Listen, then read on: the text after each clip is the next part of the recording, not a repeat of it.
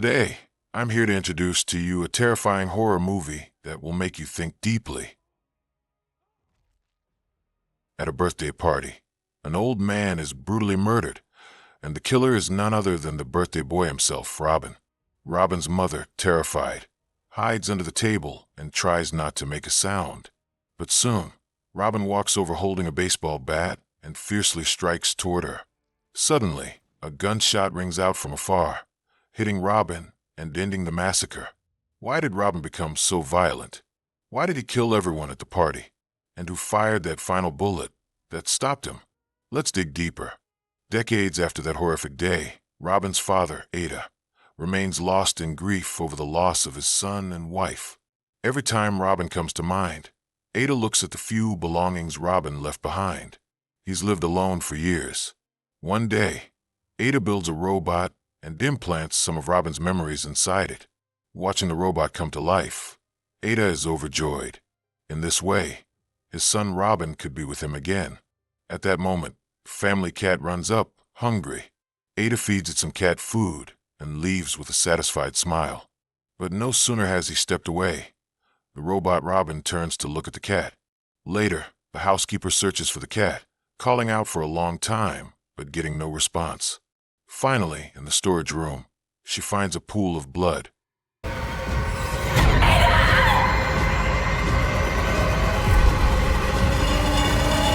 The scene shifts to Leo and his girlfriend, Bryn. After 5 years together, Leo finally proposes, presenting Bryn with an engagement ring. She's thrilled. Years of waiting and loyalty are finally paying off. But just as they start planning their wedding, Leo's phone lights up with a text from a debt collector demanding repayment within 24 hours. Nearby, a man stares hard at Leo, a final warning. Not wanting Bryn to worry, Leo hides the truth and says they're visiting his uncle's house to patch things up, despite having a strained relationship. Bryn agrees. Upon arriving at Ada's house, Leo and Bryn warmly greet the old man. But Ada seems forgetful, insisting a recent head injury has left his memory a bit foggy. He even struggles to recognize Leo at first. After some chatting, Ada leads the couple inside. Ada never expected that his once distant nephew would reach out to make peace. Upstairs, the robot Robin watches them enter. Leo spots some old photos of Ada and feels nostalgic. Suddenly, there's a noise behind the door. Peeking through the window, Leo sees the robot standing on the stairs. But when he opens the door, the robot vanishes, leaving only a baseball rolling on the floor. Perplexed, Leo wonders what's going on. After dinner, Leo notices something sitting on a chair. As he moves closer, he realizes it's the robot Robin. Bryn, curious, joins him. Ada introduces the robot as his own creation. Then, Ada asks them to leave the room, counting down 3 seconds outside the door. Bryn plays along, counting the seconds before opening the door, but the robot has disappeared. The two are shocked and suspect Ada is playing tricks. They refuse to believe the robot moved on its own. Ada, feeling sleepy, leaves for bed, asking the housekeeper to watch over Leo and Bryn. That's when the housekeeper asks Leo if he's ever experienced anything supernatural. Leo says no. The housekeeper then warns him that the robot has powers far beyond mere movement. At 3 a.m., the housekeeper goes to Ada's room, ready to end her shift. Ada praises her work, saying he treats her like family after all these years. Afterward, the housekeeper walks to the storage room, turns off the lights, and calls a taxi. But moments after she leaves, the lights mysteriously flicker back on. Confused and on edge, she grabs a hammer and cautiously checks around. Seeing nothing out of the ordinary, she relaxes until the robot Robin suddenly appears behind her and stabs her multiple times. Before she can scream, she's killed.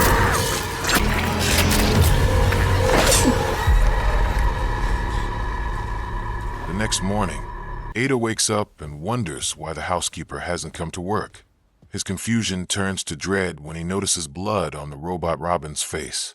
Leo is nearby as Ada carefully picks up the robot and takes it to the storage room. In disbelief, Ada asks the robot where the blood came from. Did it kill the housekeeper? The robot doesn't respond. Frustrated, Ada removes the robot's battery and leaves. But just minutes later, the powerless robot mysteriously powers itself back on. That night, Leo roams Ada's house with a flashlight, searching for the hidden safe, the place where Ada supposedly stores his money instead of a bank. This is Leo's real reason for coming, not to reconcile. He has searched everywhere, but found no safe. Meanwhile, Bryn sleeps unaware of the lurking robot. When the robot sneaks into her room, a nightmare wakes Bryn. Hearing the noise, Leo rushes to comfort her, scaring the robot off. The next day, Ada visits the storage room only to find the robot gone. From upstairs, piano notes drift down. Following the music, Ada finds the robot Rob1n standing still, blinking, despite being unplugged. He's baffled. The only explanation is that his son Rob1n's soul somehow inhabits the robot. Back with Leo and Bryn, they look over the wedding venue. Bryn senses Leo's distraction and presses him. What is he hiding? Leo vaguely mentions the robot acting strange, but keeps the real reasons to himself.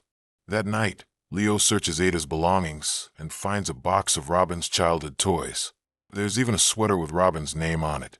As Leo closes the box, the robot suddenly appears, startled. Ada shows up, calming Leo. Leo asks what happened to Ada's son. Ada shares his tragic story. He was away on a business trip when his wife's harsh discipline turned deadly. On Rob1n's birthday, the boy misbehaved and was locked in the basement by his mother. After Ada found out, he freed Rob1n, but the boy emerged bloodthirsty, killing everyone at the party except Ada and his wife. Ada, thinking a home intruder was responsible, fired a shot at the intruder and unknowingly killed Rob1n. The boy's death was shrouded in mystery. Some say accidental fire, some say suicide, but no one really knows. Ada spent years shielding this secret by bribing officials to keep it quiet. Leo is stunned. At that moment, Bryn storms in, discovering Leo's debts from his phone. Leo fumbles a confession. The money he borrowed was to give Bryn a better life and to buy the engagement ring. He thought he'd have a year to pay it back, but soon realized he'd fallen into a high-interest trap and was being threatened. To cover this, he lied about visiting Ada just to make peace. Although reluctant, Bryn agrees to help him steal Ada's hidden money, reasoning that Ada's poor memory will keep them from getting caught. They plan to drug Ada with a coffee laced with sleeping pills. Shortly after, 2 police officers arrive at Ada's house, responding to the missing housekeeper's report. Ada explains the housekeeper left at 9 p.m. but hasn't returned. Police grow suspicious because the housekeeper apparently called a taxi from the nearby storage, but never got in. With no search warrant, the officers can't enter, so they split to search nearby. One female officer finds the robot in the warehouse. It stands unmoving. As she turns to leave, its eyes light up. Curious, she steps closer, unaware the robot pulls a sharp blade, suddenly stabbing her in the abdomen. She clutches her belly, pain flooding her senses. The robot takes a clamp and attaches it to the blade, flicks a switch. The officer is electrocuted to death. Later, the male officer can't reach his partner and heads to the warehouse. A foul smell hits him. Inside, he sees the burned body of the female cop. Suddenly, the robot strikes from behind, stabbing him. It then grabs a flamethrower and blasts the male officer's face, burning him alive.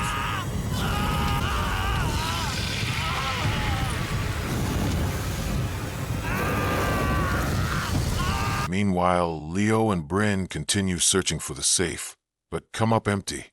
Bryn notices a strange noise beneath the floor. Pulling back a rug, they find a hatch with stairs leading to a basement. Excited, Leo heads down.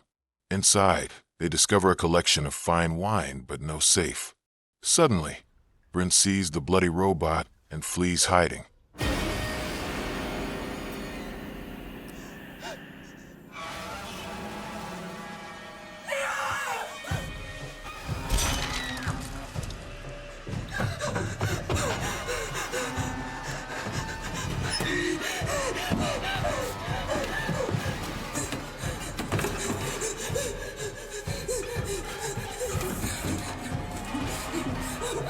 calling out to Leo. She's trapped under swinging blades above. Terrified, she calls his name. Leo rushes back, freeing her. When they turn around, there's the safe, finally.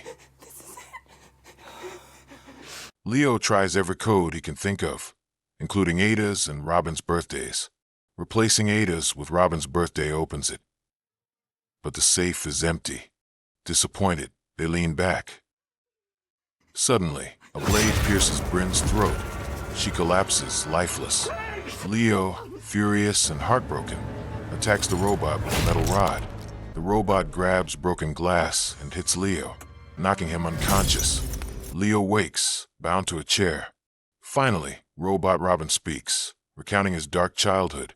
Every small mistake led to brutal punishment from his mother, locked in the basement until he stopped lying. His pain and torment twisted him. He now intends to punish Leo the same way, forcing him to tell the truth. When Leo lies about his visit purpose, the robot drives nails into his flesh. After relentless torment, Leo admits the truth. He came to steal Ada's money, not to reconcile. He wasn't Ada's nephew, but once worked there. Learning Ada kept cash hidden at home, Leo planned this heist when debt collectors pressured him. Regretting it all, especially Bryn's death, Leo begs for mercy. But the robot raised another nail to kill him again. Leo quietly cut the rope with the nail and pounced on the robot, intending to subdue it.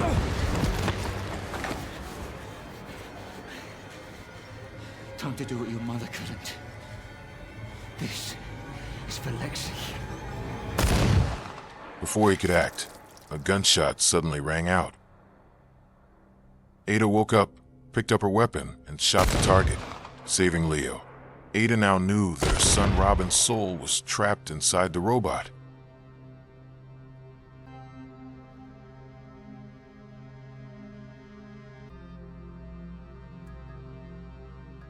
Not long after, Ada repairs the damaged robot. A new Rob1n robot returns, more advanced, but carrying the same tragic past. And that's the chilling tale of the Mechanical Killer Kid. The rapid development of AI today has brought many conveniences to our lives, but it cannot help but make people think about how terrifyingly disturbing these conveniences brought about by such rapid development are.